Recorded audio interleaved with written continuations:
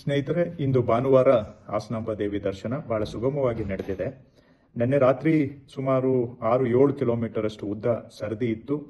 ಆದರೂ ಕೂಡ ಇಂದು ಬೆಳಿಗ್ಗೆ 5 ಗಂಟೆವರೆಗೆ ಅವರೆಲ್ಲರೂ ಕೂಡ ದರ್ಶನವನ್ನು ಪಡ್ಕೊಂಡಿದ್ದಾರೆ.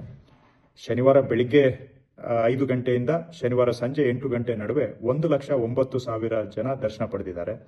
ಶನಿವಾರ ಸಂಜೆ 8 ಗಂಟೆಯ ನಂತರ ಭಾನುವಾರ ಬೆಳಿಗ್ಗೆ 5 ಗಂಟೆಗೆ ಮೊದಲು ಸುಮಾರು 98,000 ಜನ ದರ್ಶನ ಪಡೆದಿದ್ದಾರೆ.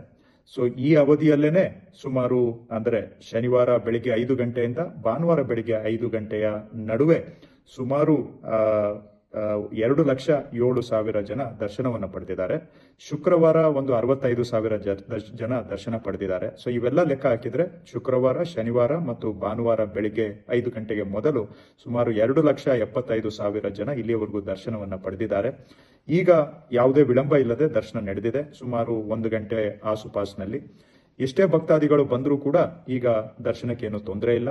ಸೊ ಬರ್ತಕ್ಕಂಥವರು ಇಂದು ಭಾನುವಾರ, ನಾಳೆ ಸೋಮವಾರ, ಮಂಗಳವಾರ, ಬುಧವಾರ, ಗುರುವಾರ ಬರೋದಕ್ಕೆ ಪ್ರಯತ್ನ ಮಾಡುವುದು ಒಳ್ಳೆಯದು. ಶುಕ್ರವಾರದಿಂದ ಬಹಳ ರಶ್ ಆಗುತ್ತೆ. ಹಾಗಾಗಿ ಬರ್ತಕ್ಕಂಥವರು ಭಾನುವಾರ ಅಂದ್ರೆ ಇಂದು ಅಥವಾ ಗುರುವಾರ ಈ ನಡುವೆ ಬರ್ಲಿಕ್ಕೆ ಪ್ರಯತ್ನವನ್ನ ಮಾಡಿದ್ರೆ ನಿಮಗೂ ಬಹಳ ಸುಗಮವಾಗಿ ದರ್ಶನ ಆಗುತ್ತೆ. ಎಷ್ಟೇ ಜನ ಬಂದರೂ ಕೂಡ ಎಲ್ಲರಿಗೂ ದರ್ಶನ ಆಗ್ತಾ ಇದೆ.